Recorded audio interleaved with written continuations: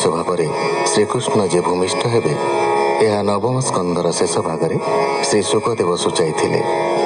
ଆଜି ଆରମ୍ଭ କରୁଛୁ ଶ୍ରୀମଦ୍ ଭାଗବତ ଦଶମ ସ୍କନ୍ଧର ଗୋପଲୀଳା। ଏହି ସ୍କନ୍ଧରେ ଶ୍ରୀକୃଷ୍ଣଙ୍କର ଅପୂର୍ବ ମାନବ ଲୀଳା ବର୍ଣ୍ଣନା କରାଯାଇଛି। ଭାଗବତର 12ଟି ସ୍କନ୍ଧ ମଧ୍ୟରେ ଦଶମ ସ୍କନ୍ଧଟି ସର୍ବାପେକ୍ଷା ବୃହତ୍। ଏଥିରେ ଶ୍ରୀକୃଷ୍ଣଙ୍କ ଜନ୍ମ ତଥା ବ୍ରଜଲୀଳା, ମଥୁରା ଲୀଳା ଓ ଦ୍ୱାରକା ଲୀଳା ବର୍ଣ୍ଣିତ। ତେଣୁ ଏହାର ସମାଦର ସର୍ବାପେକ୍ଷା ଅଧିକ।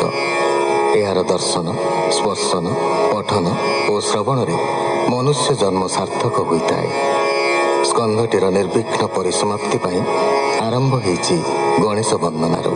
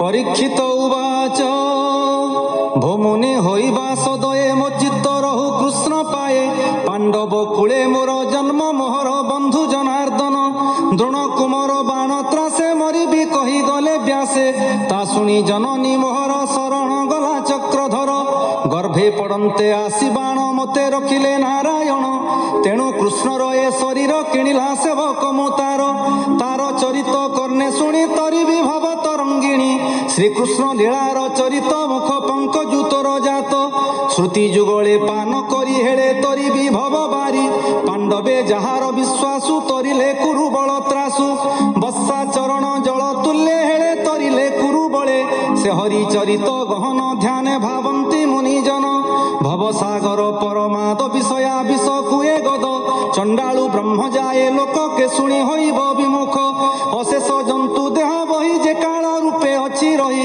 माया मनुष्य रूपे जात संहारी पालई जगत मृत्यु अमृत्यु बेनी देई नित्य निर्मल जार देही नवम स्कंधे मुहि शुणी से कथा मने मने गुणी विचार कली भ्रम चित्त भमुनि କହିବା ତଦନ୍ତ। ଶ୍ରୀ ଭାଗବତର ସିଦ୍ଧାନ୍ତ ଅମୃତ ରସମୟ ଗୀତ। ଧାର୍ମିକ କୁଳେ ଯଦୁ ବଂଶେ ଜନ୍ମ ହୋଇଲେ ନିଜ ଅଂଶେ। ନୀଳ ଧବଳ ରୂପ ଦୁଇ ଦେବକୀ ଗର୍ଭେ ଜାତ ହୋଇ କେମନ୍ତେ ରୋହିଣୀର ସୁତ ରାମକୁ ବୋଲନ୍ତି ଜଗତ। ବେନି ଉଦରୁ ଏକ ଦେହ ଭମୁନି ଫେଡ଼ିବା ସନ୍ଦେହ। କେବଳ ହେତୁ ଭଗବାନ ଗୁପତେ ଗଲେ ବୃନ୍ଦାବନ। ଭକତ ତାରି ବାର ଆସେ ରମିଲେ ବାଳକ ବିଶ୍ୱାସେ। ପୁଣି କେତେ ହେ ଦିନେ ହରି ମିଳିଲେ ମଥୁରା ନଗରୀ। ଜଗତ ଜନଙ୍କର ଗୁରୁ ଯାର ମହିମା ମହାମେରୁ। କିମ୍ପା ଅନୀତି ଆଚରିଲେ ସୋଦର ମହୁଳା ମାଇଲେ। ଏକି ତାହାଙ୍କ ପରମାଣ ଯାହାଙ୍କ ନାମ ନାରାୟଣ। ମନୁଷ୍ୟ ରୂପେ ହୋଇ ଜନ୍ମ କେତେ ବରଷ ଭୋଗ କର୍ମ। ଯାଦବ ସଙ୍ଗତେ ବିହରି କେତେ କଳତ୍ର ଭୋଗ କରି। ଏ ଆଦି ଯେତେକ ଚରିତ ଭମୁନି କହି ତୋଷ ଚିତ୍ତ। ଦେଖ ମରଣ କାଳ ମୋର ଭମୁନି ତେଜିଲି ଆହାର। ହରିଚରିତ ସୁଧା ବାରି ତୋର ବଦନୁ ପାନ କରି। ଜଗତ ସଂହାରିଣୀ କ୍ଷୁଧା ସେ ମତେ ନ କରଇ ବାଧା। ସୁତ ଉବାଚ ଶୁଣି ରାଜାର ସାଧୁ କଥା। ମୁନି ପଣ୍ଡିତ ଶୁଦ୍ଧ ଚେତା। କୃଷ୍ଣ ଚରଣେ ଦେଇ ଚିତ୍ତ ବୋଲନ୍ତି ଶୁଣ ଭାଗବତ। ସୁକ ଉବାଚ ସାଧୁ ଚରିତ ତୋର ବୁଦ୍ଧି କୃଷ୍ଣ ଚରଣେ ଚିତ୍ତ ଖେଦି। ଗୋବିନ୍ଦେ ତୋର ମନ ଯେତେ ମୁଁ କହିପାରିବି କି ତୋତେ। ଗୋବିନ୍ଦ କଥା ପରସନ ହେଳେ ତାର ଏଇ ତିନି ଜଣ। ଶ୍ରୋତାବକତା ଯେ ପଚାରି ଏ ତିନି ଜଣେ ଯାନ୍ତି ତରି। ତୋ ପାଦ ଗଙ୍ଗା ଜଳ ଯେହ୍ନେ ତାର ଏଇ ସ୍ନାନ ପିଣ୍ଡ ଦାନେ। ନାମ ମାତ୍ର କେ ପାପ ନାଶେ ତାର ଏଇ ସେ ତିନି ପୁରୁଷେ। କହିବି କୃଷ୍ଣ ଲୀଳା ମାନ ରାଜନ ହୁଅ ସାବଧାନ। ଅସୁର ବଳ ପାଦ ଭରେ ଭୂମି କମ୍ପିଲା ଥର ହରେ। ଭାରାରେ ଚଳି ନ ପାରଇ ଅଧରୁ ରୁଧିର ଗଳଇ। ଦିନେକ ବିଚାରଇ ବସି କେ ମୋର ଶରୀର ଆଶ୍ୱାସୀ। ଛାଡ଼ିବି ସଂସାର ଧାରଣ ପଶିବି ବ୍ରହ୍ମାରେ ଶରଣ। ମାୟା ସୁର ବିରୂପ ହୋଇ କାନ୍ଦଇ ଚଉଦିଗ ଚାହିଁ। ବିଧାତା ନିକଟେ ମିଳିଲା ନିଜ ବେଦନା ଜଣାଇଲା। ବିଧାତା ଶୁଣି ତା ବିକଳ ସଙ୍ଗେ ଘେନିଲେ ଦେବ ବଳ। ଶଙ୍କର ଘେନି ସର୍ବେ ବେଗେ ମିଳିଲେ କ୍ଷୀର ସିନ୍ଧୁ ଲାଗେ। ଜଳଧି କୂଳେ ଦେବଗଣ ଡାକନ୍ତି ରଖ ନାରାୟଣ। ଅନେକ ଧ୍ୟାନ ସ୍ତୁତି କଲେ ହରି ସନ୍ଦେଶ ନ ପାଇଲେ।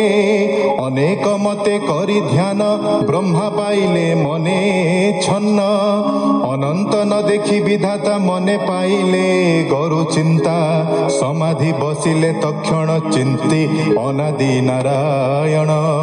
ବ୍ରହ୍ମାର ଦେଖିଣ ବିକଳ କରୁଣା କଲେ ଆଦି ମୂଳ। ନିଦ୍ରାର ବଳେ ମନହରି ସ୍ୱପନେ କହିଲେ ମୁରାରୀ। ବ୍ରହ୍ମାଙ୍କୁ ଦିଶିଲା ସ୍ୱପନ କହନ୍ତି ପ୍ରଭୁ ନାରାୟଣ।